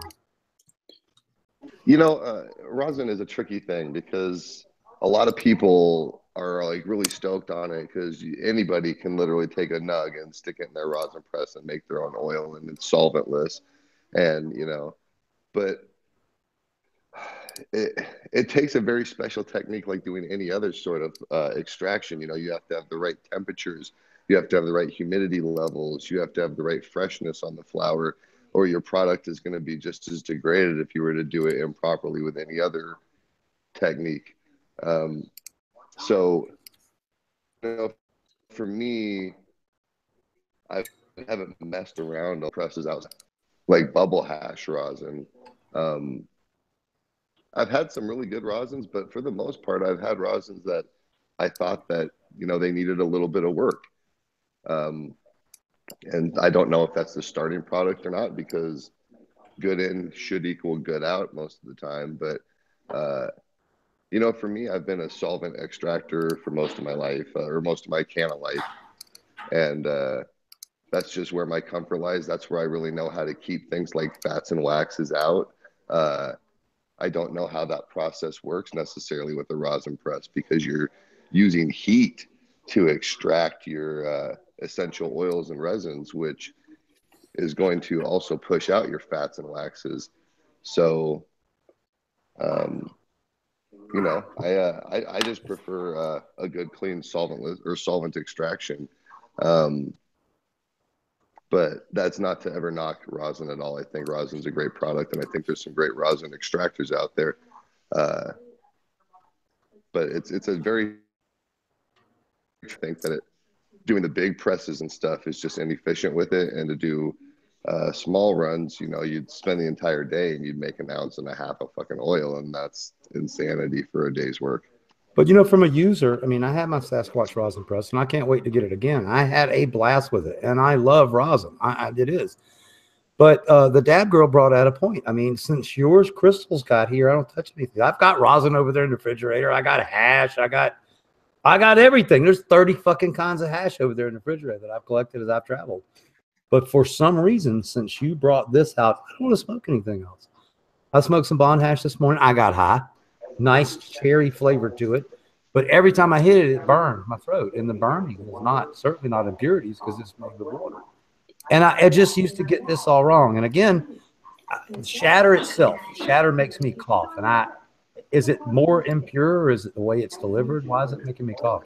It's definitely not more impure. I mean, I've had shatters that are just as low as anything else. Honestly, I think that, you know, it's just I think it's the concentration separation, if this is going to make any sense. Like, you're basically smoking two products at once now. And so you have your THCA, you know, for your psychoactive, but then your terpene concentration is so high that I think that it reacts a little bit more intense than it would when it was just laid out flat. I don't know if that even makes sense, but the terp sauce that's on top of the THC is really what's creating that really nice, clean, smooth high. And it's because we're able to get those terpenes so clean because they're already a viscous product, and we're not worried about that. Now, I have to say this, Pedro, just for straight up. When we talk about economy, fuck you. You serious? Like, you know, the rosin press and a garden pressing out rosin, great. I mean, I ain't gonna bust the guy out, but I mean, this shit's not cheap. You can smoke $100 worth of this shit like that in a heartbeat, even if you're buying it at wholesale. So that would be the number one kicker. For me, rosin was an amazingly clean product that I kind of made from shit I had laying around the house. I mean, me and you know that I got better at it and started playing around with rosins and stuff. I mean, with hashes and smashing them and getting better and better and better. But make no mistake about this. I mean, John is one of the few people in the country that knows how to make this. And if you don't know how to make it, you're going to pay upwards of $40 a gram for it at wholesale, upwards of $80 a gram for it at retail. And that's fucking a lot of money. That's as much as cocaine is. So I love the product very much, but I also know what I'm dealing with. And in the business of being in the cannabis business and everything, we tend to forget. I'm going to sound like a shithead. We tend to forget that $80 is an enormous amount of money. Yeah, I'm broke. $80 is a lot of money. But when guys used to give me stuff like this, containers full like this, when I used to not have to pay for it, the first time I went to a dispensary and bought a half a gram for $40, and I bought a booger for $40, I was like, oh, shit, this stuff's like really expensive. So it's not for everybody, but it is for me one of the funnest things I've ever smoked in my life, and that's why I smoke it. Eli, what do you think of John's sauce? I still have the stuff that he entered into the Earl Cup. That didn't leave the personal stash. So, I mean, the whole last run that I picked up from John still in my possession. So let's just say that. Cool. You're a big stogie smoker, though. I see you're always smoking big joints. But yeah, I mean, I gotta get off the blunts though. I'm gonna lie. I gotta get back on the raws, but. What John and what he produces with the sauce is there's going to be a lot of fakery in the bakery coming up with sauce and diamonds and everything else in the future. And it's because of the process. It's very easy to have stuff that looks good, but is not clean. And John can elaborate on that. And that's one of the things that we're going to see on the market coming up with sauce and diamonds and everything else is stuff that looks awesome that just is not good for you. And I'll let John take it from there. Yeah, I'll just say without trying to release any of our proprietary stuff that, a lot of these people don't ever actually use a vacuum purge on their sauce. They'll jar it, pressurize it, burp it, create diamond after, X number of days, they're calling it fucking sauce. And, that's wonderful and all, and it's got terps and everything, but it's never once seen a vacuum. It's never had anything actually pulling the butane out of this stuff. It's only had a room temperature or maybe slightly warmer purge on it. And that's not a purge. That's literally just a slow evaporation of solvent gas. So a lot of, I think, black market or places with butane testing, I mean, they could definitely be in the 5, 10, 20,000 part per million range, which is fucking horrible, And I also wanted to tell everybody watching, I mean, we are getting started. We had a lot of talks about this on the way we get started here. Make no mistake that Subcool's the Dank's mission here in Arizona is to bring sauce, bubble hash, rosin, cannabis, pre-rolls, distillates, clones, butt plugs, and the gambit. We had to make a decision as business people how to attack this market and maybe break even. And we looked at it as this product blows me the fuck away. So we're hoping that people walk into the dispensary, pick up a jar of it, and tell all their buddies, holy shit, we've got to get down and get on this. So make no mistake, hash is definitely on the gambit. Me and John talk about it all the time, me and Will. We want to bring in someone along Bond or someone along Bond's caliper. I say it like that because it always has to be about, I mean, you got to make money. We got to be able to pay this hash guy, give him a cut, figure out a way. John's actually making, without getting too crazy, John is getting paid per piece. So we tried this, that. We tried 5,000 ways. But the way we came in the end was like, well, if John is really good at this and he can produce a lot of units, then why don't we pay him per unit instead of some kind of commission on volume of sales or whatever? And that's going to be a driving force for John to do a very good job. And it also makes this easier for us to track. If you bring in a hash maker, from somewhere else. All of that has to be calculated in, the cost of equipment, the time.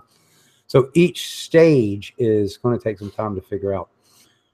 The building is going to be next. So they're going to break ground pretty much right after the first of the year. I can tell you that it blows my mind that the guys that is spearheading this product, Tom, he will look at you across the table. Eli's been in the room. He goes, "You guys better get this done because I got $100 million to put toward this project." It's a little mind-blowing to have somebody sit across from me and look at my stoner ass and say, "Hey, I want to invest $100 million in you." But that's what he said, right? I mean, I ain't crazy. No.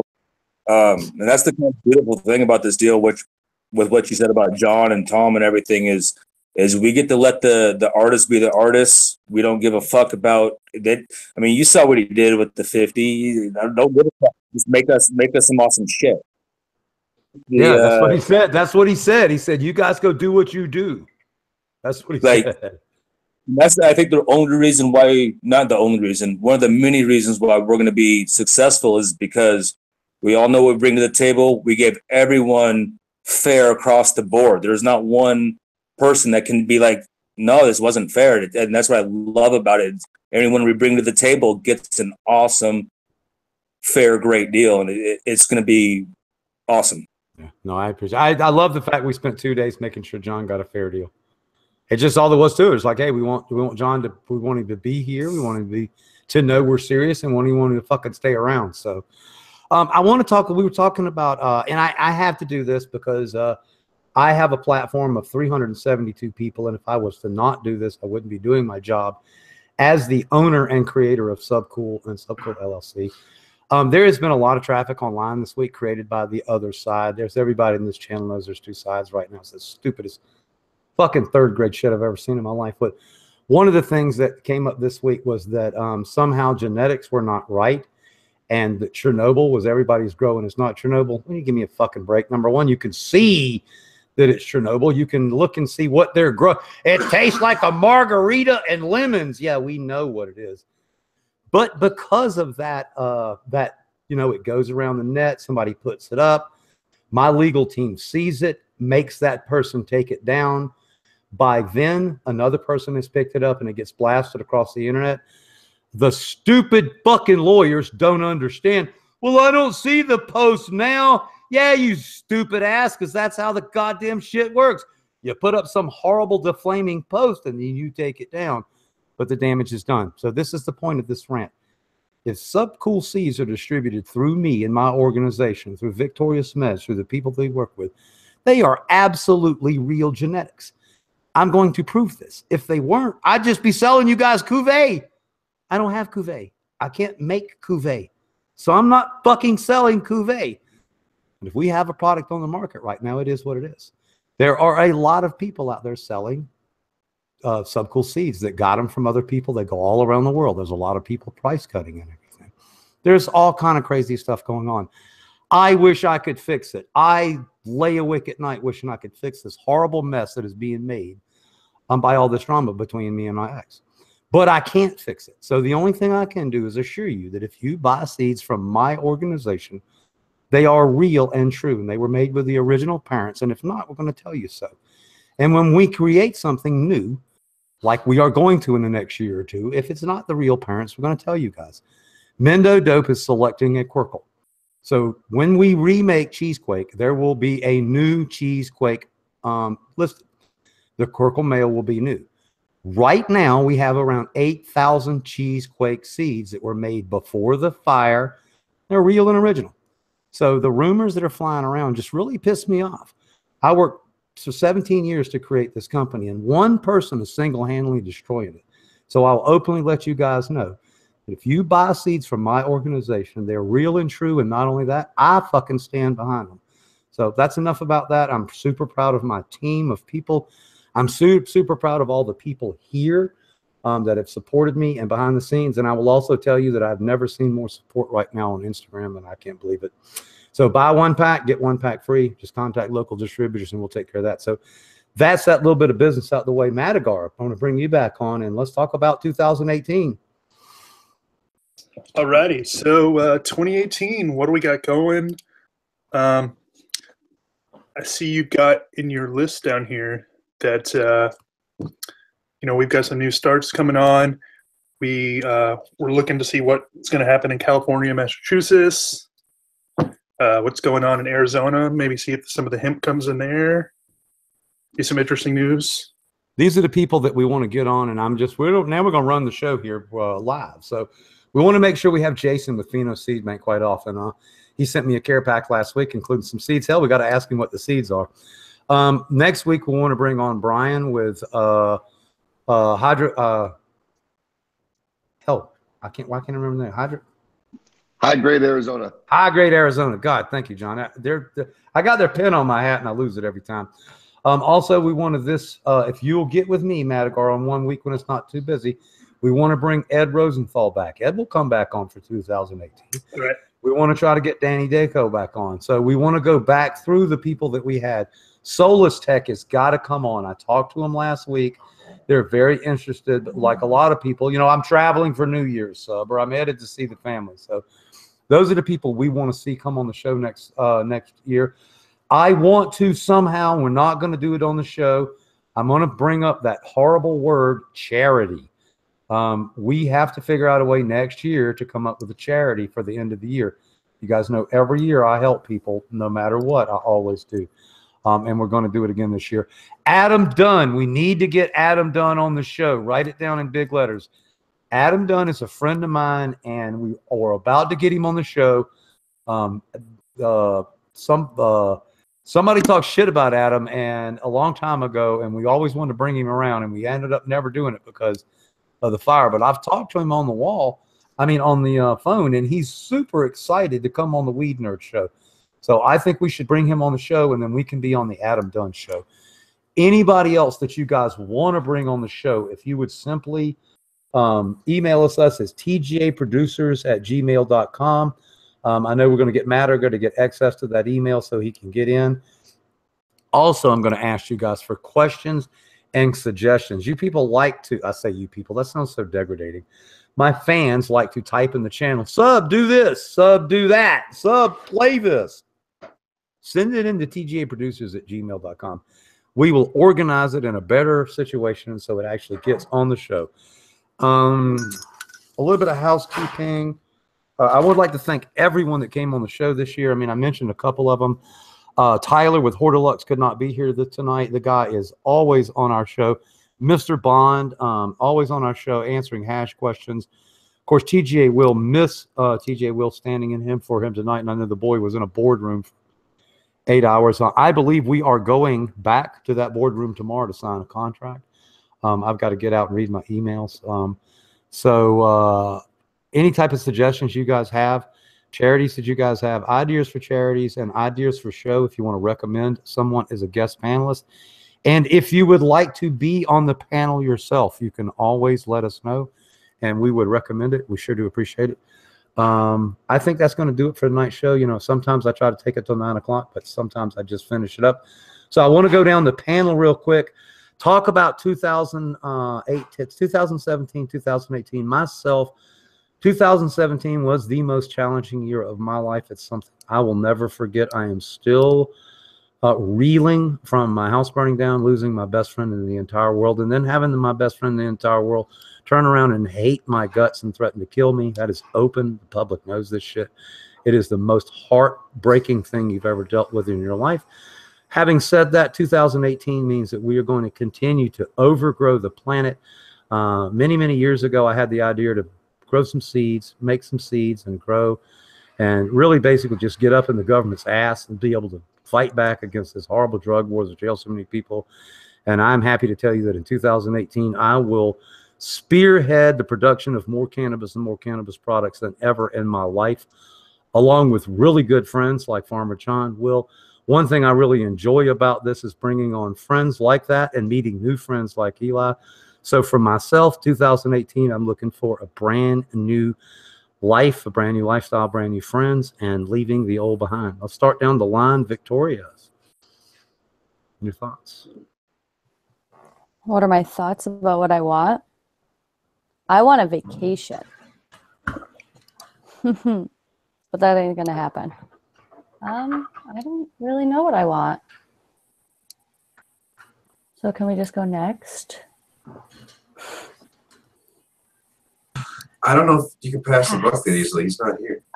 I know. We'll just go to you guys then. He just like dropped it on you. He dropped I the mic know. right on He just like dropped it on me like, hey. I don't Well, we really can go, I suppose. know. I stay busy from the time I get up to the time I go to sleep. So like I don't really think about what's gonna happen tomorrow. I'm thinking about what's happening like right now. So It's a good answer. That's a good answer. you know, I don't really plan ahead because if I plan ahead, chances are this thing will get in my way. I like this. That's one way to do. Pedro, Dizzy, what do you guys? I'm laughing over here at you. That's okay. Just dropping it on me and walking Not away. with specifically at, yeah, exactly. No, 2017 was okay over here, I suppose. Yeah, I think it was mostly up. 2018 will be mostly focused on the baby. I mean, I might continue growing for sure. But yeah. Yeah, it's going to be a busy year for us. That's for sure. We're going to let go of sleeping and embrace a child. My son, every time I talk to my son, he is just warm. How you doing?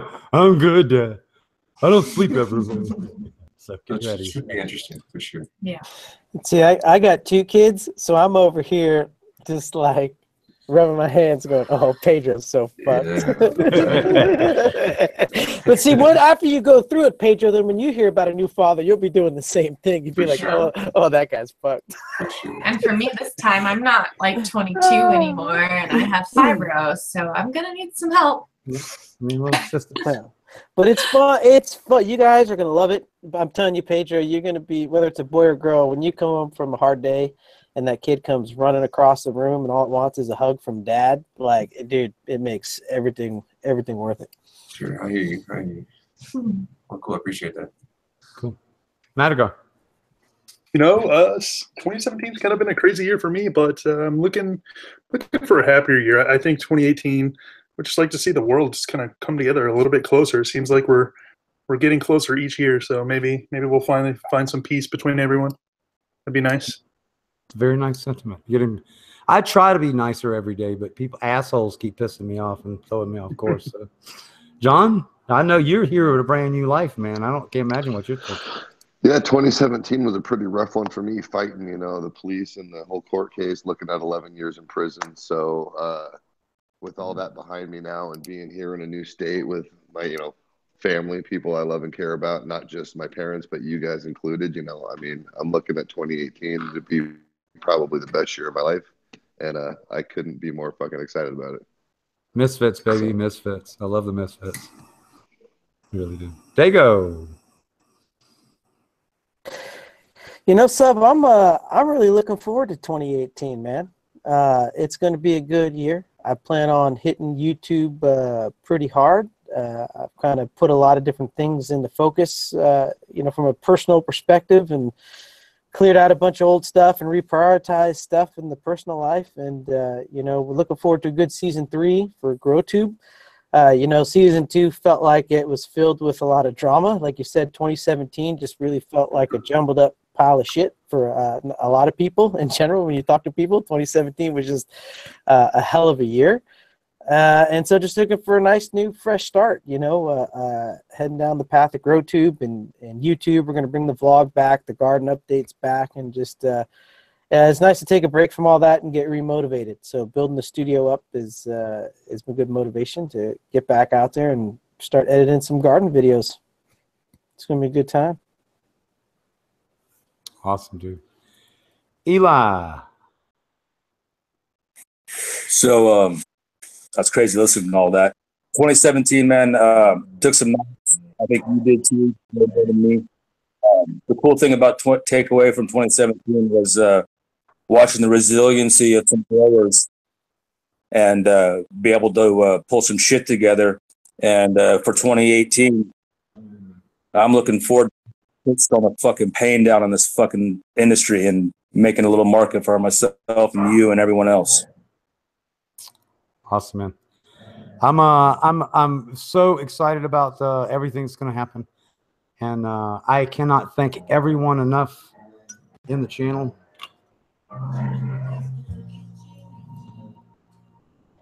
You guys give me some amazing support on a daily basis. Mattager mentioned I stream all of the time. When I'm not working, I generally fire up a stream. I don't exercise because of my condition, so I'm stuck a lot of times by myself. So instead of being by myself, I choose to be with you guys. So thanks for everybody that is always around, you know, Urban Farmer, St. Pedro's Observation Ruth, all the guys in the channel. 2018 coming up. Mr. Spliff would be a great guest.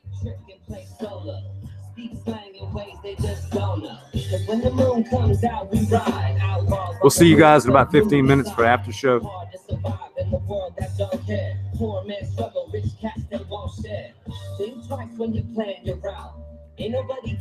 Thanks, Kitty Love, you and Michael for coming on.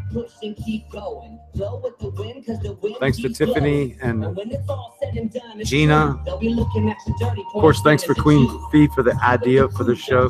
Thank you, sweetheart. Words from a wanted man. I done broke the law, hands tied in cuffs. I'm a wanted man, doing what I can to survive when times are rough. Cause when the sun goes down and I'm on the move, riding with the moon, I'm just an outlaw.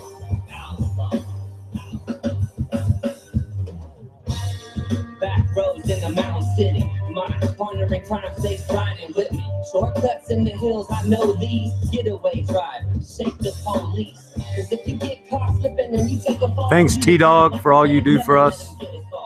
One phone call turns the light gray. Rules of an outlaw, untold, unseen. Street justice, no peace. Gotta keep an eye open so we don't sleep. Steady tripping on my mind. Smoking back to a blunt, sipping jars of moonshine. Noontime comes and they ready to draw down. Kicking up too much dust for this small town. Gather round the system, it was all a scam. Labeled criminal, words from a wanted man. I done broke the law.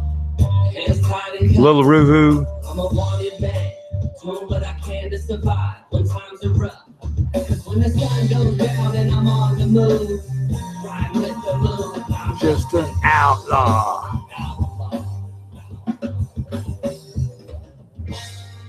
Remember what Subcool says? You are American ganja farmers. It's the goddamn best job in the world. See y'all next week. Living outside the law, from the wild west side.